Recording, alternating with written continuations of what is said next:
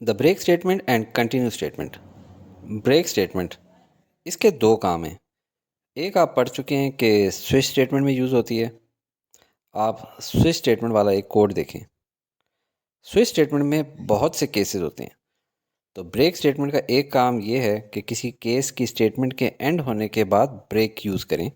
जैसे यहाँ मिसाल के तौर पे केस 5, स्विच से बाहर निकलना होता है, उसके लिए ब्रेक इस्तेमाल होती है। ब्रेक स्टेटमेंट का दूसरा यूज़ किसी लूप को टर्मिनेट करना होता है। इसकी एग्जांपल देखें, प्रोग्राम 13। हालांकि ये 14 प्रोग्राम बनता है बुक के लिहाज से, लेकिन नंबरिंग में वहाँ पे गलती हुई भी है। The following program demonstrates the use of break statement inside a for loop. ये इसका कोड है। इसमें आप देखें तो शुरू में हम लोगों ने वेरिएबल के को डिफ़ाइन किया एज डेटा टाइप इंटीजर। इसी तरह वेरिएबल काउंट को भी डिफ़ाइन किया एज डेटा टाइप इंटीजर, लेकिन इसको सिर्फ डिफ़ाइन ही नहीं किया, इसको इनिशियलाइज भी कर लिया है एट 0। यानी कि शुरू में लूप से पहले जब भी किसी चीज़ को 0 पे इनिशियलाइज़ किया जाए तो चांस ये होता है कि दौरान लूप वो प्लस हो रहा होगा किसी चीज़ के साथ। अगर उसको इनिशियलाइज़ किया जाए 1, तो इसका मतलब वो बीच में आके मल्टीप्लाई होगा। ये मैं आपको पिछली वीडियोस में बता चुका हूँ। फॉर लूप है, के इक्वल टू 1 से के लेसर दैन 10 कंडीशन है जिसको चेक करेगा, और के प्लस प्लस यानी 1 का इंक्रीमेंट होकर ये लूप चलेगा। तो जब पहली बार लूप के अंदर जाना है तो के की वैल्यू क्या है, 1। तो सी आउट की कमांड की वजह से डिस्प्ले के ऊपर सबसे पहले क्या प्रिंट होगा, के की वैल्यू 1, क्योंकि इन्वर्टेड कॉमास में नहीं है और इन्वर्टेड कॉमास में गैप है, लिहाजा थोड़ा सा गैप भी दे दिया जाएगा। फिर काउंट के अंदर क्या चीज़ है, वैल्यू 0। तो 0 प्लस 1 से अब काउंट की वैल्यू क्या हो जाएगी, 1। अब इफ़ स्टेटमेंट चेक हो रही है, इफ़ के इक्वल्स टू 4 तो ब्रेक कर जाओ लूप से। लेकिन के की वैल्यू क्या है, के की वैल्यू तो 1 है, तो ये स्टेटमेंट क्या है, ये फॉल्स है। इसका मतलब है ये ब्रेक स्टेटमेंट रन नहीं होगी। लूप के एंड तक आएगा और फिर शुरू में जाके ये इंक्रीमेंट करेगा और के की वैल्यू हो जाएगी 2। अब दोबारा अंदर आएगा, सी आउट की कमांड की वजह से के प्रिंट करेगा यानी कि 2 प्रिंट करेगा। काउंट की वैल्यू पहले क्या चल रही है, 1, तो 1 plus 1 is equal to count 2। अब फिर चेक करेगा इफ़ के इज इक्वल टू 4, तो फिर ये ब्रेक करो, लेकिन के इज इक्वल टू 4 नहीं है, फॉल्स है।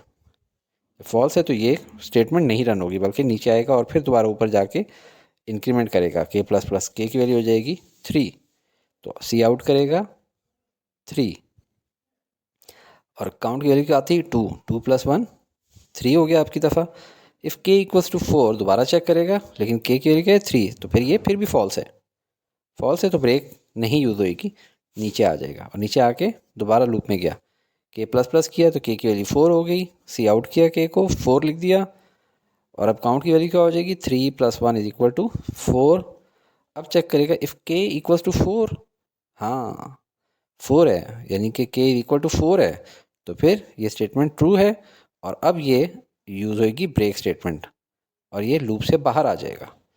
अब सी आउट की कमांड के नतीजे में न्यू लाइन पे लिखेगा द लूप एग्जीक्यूटेड काउंट, ये वेरिएबल काउंट में क्या वैल्यू चल रही है, 4, ये आगे यहाँ पे लिखा हुआ और टाइम्स इन्वर्टेड कॉमास में है, तो वो इन्वर्टेड कॉमास वाली चीज़ एज इट इज़ लिखी आ जाती है और एंड लाइन की वजह से नेक्स्ट लाइन पे आ जाएगा। और गेट ख कैरेक्टर की वजह से ये स्क्रीन इस वक्त होल्ड पे हमें नज़र आ रही है, वरना ये फ़ौरन ही डिसअपियर हो जाती है। कंटिन्यू स्टेटमेंट, ये लूप के अंदर यूज़ होती है। इसका काम ब्रेक स्टेटमेंट के ऑपोजिट है। ब्रेक स्टेटमेंट लूप से बाहर निकालती थी, जबकि कंटिन्यू स्टेटमेंट्स कंट्रोल को दोबारा से लूप के स्टार्ट पे ले जाती है और बाद वाली स्टेटमेंट्स को स्किप कर देती है। चलिए एग्जांपल देखें। ये है program 14। The following program demonstrates the use of continue statement inside a for loop.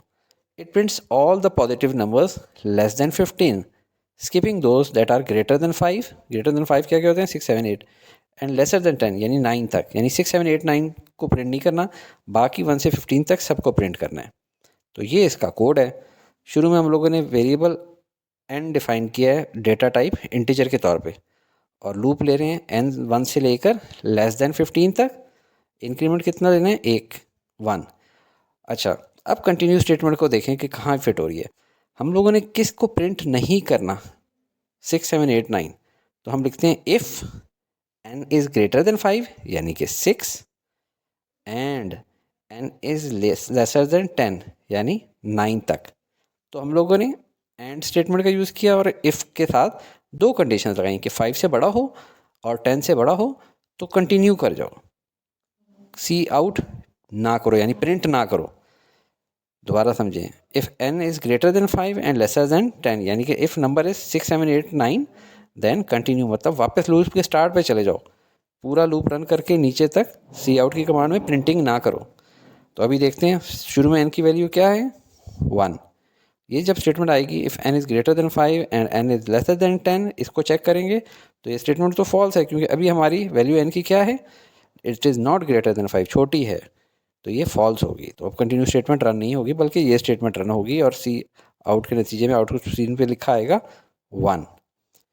अब दोबारा लूप के ऊपर चली जाएगी और n की वैल्यू हो जाएगी इंक्रीमेंट के बाद 2, still it is not greater than 5, तो ये फॉल्स है, तो ये कंटिन्यू स्टेटमेंट रन नहीं होगी, बल्कि सी आउट के नतीजे में स्क्रीन पे 2 लिखा आएगा। फिर दोबारा ऊपर जाएगा, n प्लस प्लस के नतीजे में इंक्रीमेंट करेगा n को, n की वैल्यू हो जाएगी 3। If n is greater than 5 and lesser than 10, अभी भी फॉल्स है, तो कंटिन्यू स्टेटमेंट रन नहीं होगी, सी आउट के नतीजे में स्क्रीन पे लिखा आएगा 3। फिर ऊपर गया, इंक्रीमेंट किया n की वैल्यू को, n की वैल्यू होगी 4, अभी भी ये फॉल रहता है, क्योंकि ये जब 6 7 8 9 होगी तब ये ट्रू होगी, तो अभी भी ये फॉल्स है, तो कंटिन्यू स्टेटमेंट रन नहीं हुई, सी आउट की स्टेटमेंट के नतीजे में यहाँ पे लिखा आ जाएगा 4। ऊपर गया, इंक्रीमेंट किया, वैल्यू होगी 5, अभी भी ये 5 है, फॉल्स है, अभी भी ये फॉल्स है, क्योंकि 6 7 8 9 पे इसने ट्रू होना है, ये फॉल्स है, तो ये स्टेटमेंट रन नहीं होगी, ये स्टेटमेंट रन होगी, नतीजे में स्क्रीन पे लिखा आएगा 5। फिर ऊपर गए, इंक्रीमेंट किया 6, अब देखें if n is greater than 5, हाँ 6 आई हुई है, एंड स्मॉलर देन 10, यानी 6 से 9 के बीच में है, हाँ, तो अब ये ट्रू हो गई है। अब ये कंटिन्यू स्टेटमेंट ने रन होना है, और कंटिन्यू स्टेटमेंट जब रन होगी तो ये दोबारा से इसको ऊपर ले जाएगा कंट्रोल को, और इस स्टेटमेंट को स्किप कर देगा। अब क्या होगा, इंक्रीमेंट होगा, वैल्यू 7 होगी, दोबारा इधर आया, ये ट्रू है अगेन, तो कंटिन्यू स्टेटमेंट के नतीजे में दोबारा ऊपर चला जाएगा, इस स्टेटमेंट को स्किप करके दोबारा शुरू में चला जाएगा। n ने इंक्रीमेंट किया, 8 हो गया, दोबारा चेक किया, फिर से ट्रू है, तो एक दफ़ा दोबारा कंटिन्यू स्टेटमेंट, यानी फिर शुरू में चला गया, फिर इंक्रीमेंट किया, 9 वैल्यू आई, फिर ट्रू है, तो दोबारा एक दफ़ा ऊपर चला गया। अब देखें, एक और इंक्रीमेंट करने के नतीजे में 10 हो गया। अब देखें, n is greater than 5 and lesser than 10, नहीं, फॉल्स हो गई है, क्योंकि n की वैल्यू तो 10 हो चुकी है, it is not laser than 10, तो अब ये फॉल्स हो गई है। जब इफ़ स्टेटमेंट फॉल्स हो जाए तो अगली स्टेटमेंट नहीं रन होती, ठीक है। अब सी आउट के नतीजे में वो लिखेगा स्क्रीन पे 10 और ऊपर जाएगा। फिर लूप में इंक्रीमेंट हुआ 11, तो अब देखें 11 से लेकर 15 तक हमें पता है ये स्टेटमेंट नहीं रन होगी, ये होगी, ठीक है, इसने हो जाना है 11। ऊपर गया, इंक्रीमेंट किया, ये फॉल्स हुआ, तो ये स्टेटमेंट रन हुई 12। फिर ऊपर गया, इंक्रीमेंट किया, ये फॉल्स हुई, तो ये स्टेटमेंट रन हो गई, 13 स्क्रीन पे लिखा आ गया। फिर ऊपर गया, लूप में इंक्रीमेंट किया, 14 वैल्यू आई, ये स्टेटमेंट फॉल्स है, तो ये रन हुई, स्क्रीन पे 14 लिखाया। फिर ऊपर गया, n प्लस प्लस इंक्रीमेंट किया n को, n की वैल्यू हो गई 15। क्या इस लूप ने रन होना है, नहीं रन होना? क्यों? क्योंकि हम लोगों ने लूप तब तक चलाना है जब n 1 है या लेसर देन 15 है। यहाँ n की वैल्यू क्या हो चुकी है, 15, तो ये लूप के अंदर जाएगा ही नहीं, फौरी तौर पे बाहर निकल जाएगा लूप से, क्विट कर देगा लूप को। और अब गेट खस स्टेटमेंट की वजह से आपकी स्क्रीन इस टाइम होल्ड पे है, वरना ये स्क्रीन ख़त्म हो चुकी होती।